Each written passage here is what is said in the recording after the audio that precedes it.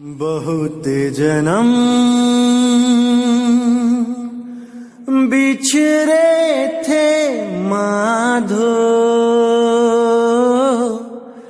एह जन्म तुम्हारे लेखे, एह जन्म तुम्हारे लेखे। बहुत जन्म बिछड़े थे माधो, एह जन्म तुम्हारे लेखे, एह जन्म तुम्हारे लेखे। बहुत जन्म बिछड़े थे माधो, एह जन्म तुम्हारे लेखे, एह जन्म तुम्हारे लेखे। कह रविदास आस लग जीवों, चिर भयो दर्शन देखे। बहुत जन्म बिछड़े थे माधो, एह जन्म तुम्हारे लेखे, एह जन्म तुम्हारे लेखे। नमस्कार मेरे प्यारे भाइयों, मेरे परमात्मा के प्यारे जीव हंसों।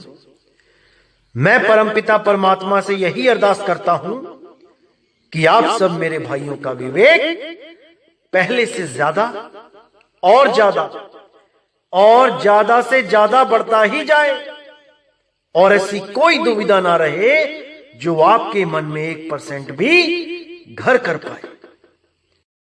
क्योंकि अगर किसी भी प्रकार की दुविधा आपके मन में है तो आप भक्ति कर ही नहीं सकते, क्योंकि भक्ति करने के लिए पूरा विश्वास चाहिए होता है।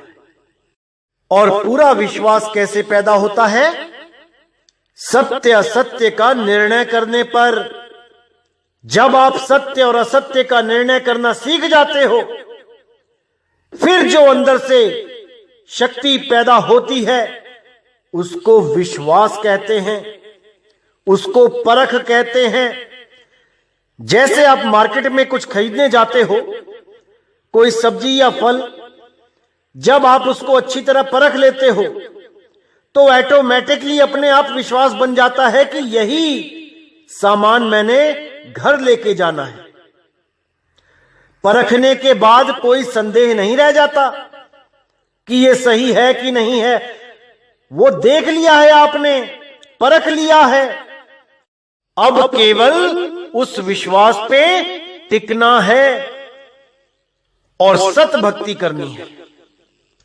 क्योंकि मेरे भाइयों, 2020 बहुत प्राइम टाइम है। इस 2020 में ऐसे ऐसे लोग आपके सामने आएंगे जो आपको पूरा भ्रमित करने की कोशिश करेंगे, जो वाणियों को घुमा फिरा के गलत अर्थ करके आपको दोबारा से भ्रम जाल में डालने की कोशिश करेंगे। ऐसे बहुत से आएंगे अभी, लेकिन आपने विवेक के द्वारा उनका सामना करना है। हर चीज को समझते जाना है और उनको भी समझाना है। जो आपको भ्रमित करने आ रहे हैं उनको आप समझाओ, उनको सही रास्ता दिखाओ, तब बात बनेगी। ना कि खुद ही भ्रमित हो जाओ। अरे बहुत हो लिए, अब नहीं, अब नहीं, अब नहीं होना है। अब तो सच्चा रास्ता मिल गया है, अब इस पे टिक के चलना है। और मंजिल जब भी मिले मंजूर करना है। यह सोच के नहीं आना है कि मुझे 1 महीने में मिल जाए, मुझे 2 महीने में, 5 महीने में, 1 साल में मिल जाए, 2 साल में मिल जाए। अरे ये तो उसकी दया होती है, आपकी लगन होती है।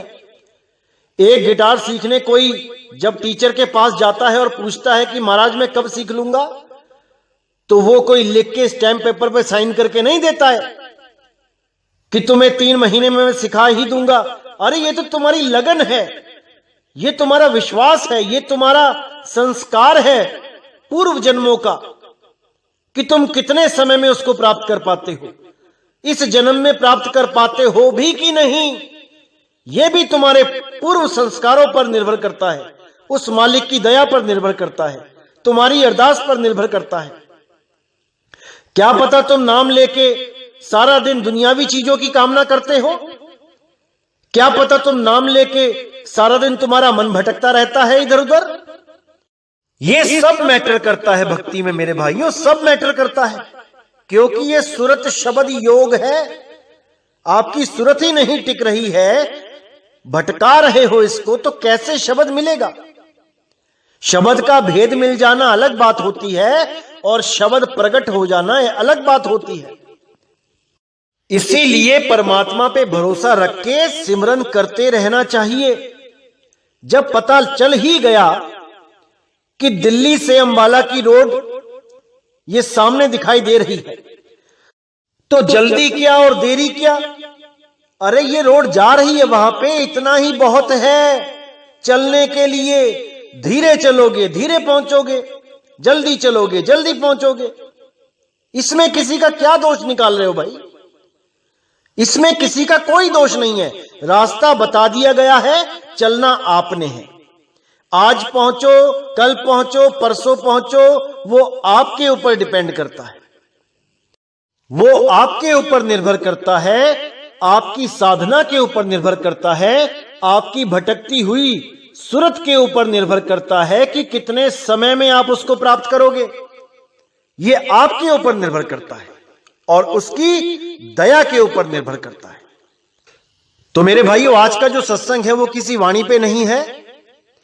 आज का सत्संग उन भाइयों के लिए है जो सब कुछ समझने के बाद भी केवल एक पॉइंट पे आके अटक गए हैं कि कबीर साहिब और धर्मदास जी की बात तो बहुत साल पहले हुई थी, जब उन्होंने बोला कि मैं 7 दिन कालिंजर में रुक के आया हूं, और मदन साहिब तो कालिंजर में बहुत सालों के बाद गए थे, तो ये मेल कैसे हो सकता है। इस पॉइंट के ऊपर बहुत से लोग विचलित हो गए कि ऐसा कैसे हो सकता है। तो भाइयों, मैंने ये पहले ही बता दिया था, 137 नंबर आप सत्संग सुनेंगे, उसमें मैंने खुलासा किया था कि ऐसा कोड क्यों लगाया गया। ये वाणियों में कोड लगे होते हैं। मैंने खुलासा किया था कि ये कोड इसलिए लगाया गया है ताकि काल के दूत इस ग्रंथ में मिलावट ना कर दें, इस वाणी के साथ, इस कालिंजर के साथ हेर फेर ना कर दें, इन 7 दिनों के साथ कोई हेर फेर ना कर दें। क्योंकि जैसे मैंने प्रमाण दिया था कि पहला पंथ कहीं पे नारायण दास लिख दिया, कहीं पे जागू दास लिख दिया, ऐसे ही ये लोगों ने वाणियों में मिलावट करी। लेकिन यहां पर ये जो कोड लगाया गया है, भविष्य काल की बात यानी जो होने वाली है उसको भूतकाल में प्रदर्शित किया गया है। जो 7 दिन कई सालों के बाद आने थे, वो 7 दिन भूतकाल में लिखवा दिए गए कि हे धर्मदास लिखो कि आप 7 दिन कहां होके आए। और उसके जवाब में कबीर साहब ने बोला कि मैं 7 दिन कालिंजर में होके आया, ताकि जब सही समय आएगा तो प्रमाण के साथ कालिंजर का भेद खोला जाएगा। क्योंकि बहुत से काल के दूत कालिंजर के नाम से भ्रमित करेंगे लोगों को कि वो रामदूत मदन साहिब ही हैं जो कालिंजर में थे। इसीलिए मदन साहिब वाले कालिंजर वन को सही सिद्ध करने के लिए ये वाणी लिखी गई थी कोड में। भविष्य काल की बात भूतकाल में लिखवाई गई थी कि मैं होके आ रहा हूं, जबकि ये कोड लगा है कि मैं होऊंगा। 7 दिनों तक मैं वहां पे परीक्षा लूंगा। एक भगत बैठा होगा जंगल में और मैं 7 दिन तक उसकी परीक्षा लूंगा कि देखता हूं ये क्या करता है। लेकिन कुछ अज्ञानी जीवों ने अपने YouTube चैनल पे ये भ्रम डाल दिया लोगों के अंदर कि ये वाणी तो कब लिखी गई थी और मदन साहिब तो कब पैदा हुए थे, बहुत सालों का गैप है। तो मैं उन लोगों से जानना चाहूंगा कि भाई ऐसा कौन सा संत है जिसके पास कबीर साहब 7 दिन बैठे हैं? उसका नाम बताओ, उसका प्रमाण बताओ, और 7 दिन क्यों बैठे हैं? क्या उन्होंने कोई पंथ चलाने का हुक्म दिया था उसको 7 दिनों में? अरे जब नामदान की बख्शिश देने आते हैं तो पल में आते पल में जाते। नामदान की बख्शिश करी, भेद बताया, चले गए। 7 दिन की क्या जरूरत थी वहां बैठने की? इसका जवाब आप उन लोगों से मांगो। क्या जरूरत थी 7 दिनों की? क्या 7 दिन लग गए उसको ज्ञान समझाने में? और अगर 7 दिन लग गए तो क्या ज्ञान समझाया, वो भी प्रमाण मांगो। कौन सा ग्रंथ लिखवाया, क्या भेद बताए, सारा पूछो उनसे। देखना किसी को भी जवाब नहीं आएगा, क्योंकि वो लोग केवल भ्रमित करना जानते हैं। वो केवल भ्रमित करना जानते हैं। क्योंकि जैसे मैंने प्रमाण, तो ज्यादा जानकारी के लिए जब आप मदन साहिब का जीवन परिचय पढ़ोगे, उसको समझोगे, तब आपको पता लगेगा कि मदन साहिब 7 दिन के लिए कालिंजर वन में भक्ति करने बैठ गए थे, अपने मालिक को याद करने बैठ गए थे कि मुझे आके रास्ता बताओ। नहीं तो अगर 7 दिन में आप नहीं आए तो मैं तलवार से अपनी गर्दन काट दूंगा। आज भी वो तलवार मदन साहिब की वहां पे कुटिया बनी है खरौना में, वहां पर आज भी वो तलवार पड़ी है। तो ये 7 दिन मदन साहिब के लिए ही लिखे गए थे। नहीं तो कोई और ऐसा संत नहीं है जो ये प्रमाण दे सके कि 7 दिन कबीर साहब जी उसके पास रहे। कोई वाणी, कोई ग्रंथ, ऐसा कोई प्रमाण नहीं हो सकता। तो जिन लोगों पे आप विश्वास कर रहे हो, जिन्होंने आपको भ्रमित कर दिया है, उनसे पूछो कि दिखाओ कौन सा ग्रंथ है जहां पे लिखा है कि 7 दिन कबीर साहब रहे उनके साथ। कौन से महात्मा के साथ रहे, क्या नाम है उनका, कौन सा पंथ चलाया उन्होंने, कितने शिष्य बनाए, क्या नाम दीक्षा दी, उनका इष्ट देव कौन है, कहां पे उनका आश्रम है, सब कुछ पूछो। देखो कैसे चुप हो जाते हैं, जुबान नहीं निकलेगी। केवल भ्रमित करना जानते हैं वो, इससे ज्यादा कुछ नहीं। तो मैं डिस्क्रिप्शन में लिंक भी दे रहा हूं जहां पे आप मदन साहिब के जीवन परिचय के बारे में आप सुन सकते हैं। यह वीडियो 15 जनवरी 2019 को डाली गई थी और मैंने जो कालिंजर पे सत्संग किया था वो 2020 में जनवरी में किया था। 1 साल पहले ये वीडियो डाली गई थी। आप इसको अच्छी तरह देखो और समझो कि वो 7 दिन क्या हैं, जिसका प्रमाण कबीर सागर में कालिंजर के नाम के साथ ही दिया है। देखिए उसको और अपने भरम खत्म कीजिए, क्योंकि जब तक भरम और संशय खत्म नहीं होंगे, जब तक भक्ति नहीं हो पाएगी। सारा ज्ञान समझने के बाद भी जीरो रह जाओगे अगर संशय नाम की चीज दिमाग में रही तो। सारे संशय निकाल दो, सारे भरम निकाल दो, एक मालिक पे विश्वास करके बैठ जाओ, फिर देखो क्या होता है। इसीलिए मैं बार बार कहता हूं कि मेरे भाइयों, अपना विवेक जगा लो, क्योंकि जब तक आपका विवेक नहीं जगेगा, जब तक आप दूसरों के अज्ञान पर ही भरोसा करते रहोगे। दूसरों के ऊपर भरोसा करने से कुछ नहीं मिलेगा, क्योंकि हर इंसान की सोचने समझने की क्षमता अलग अलग होती है। कोई उसी चीज को कुछ अलग ढंग से सोचता है, कोई उसी चीज को अलग तरीके से सोचता है, अलग दृष्टिकोण से देखता है। इसलिए आपको केवल अपने ऊपर विश्वास होना चाहिए। आप निरीक्षण परीक्षण करो हर चीज का, तब आप समझ पाओगे कि खेल चल क्या रहा है। अगर आप दूसरों के ऊपर आधारित हो जाते हो तो आपके विवेक का क्या फायदा। आपको परमात्मा ने विवेक क्यों दिया? आपको इसीलिए विवेक दिया है कि आप अपने विवेक का इस्तेमाल करो। बाल की खाल निकालना सीख लो, नहीं तो कोई भी काल का दूत आके आपको भ्रमित करके चला जाएगा और आप विवेकी ना होने के कारण इसी जन्म मरण में उलझे रह जाओगे। उसका कुछ नहीं जाएगा जो आपको भ्रम का बीज डाल के चला गया आपके दिमाग में, उसका कुछ नहीं जाएगा। वो तो जहां जा रहा है वहां चला ही जाएगा।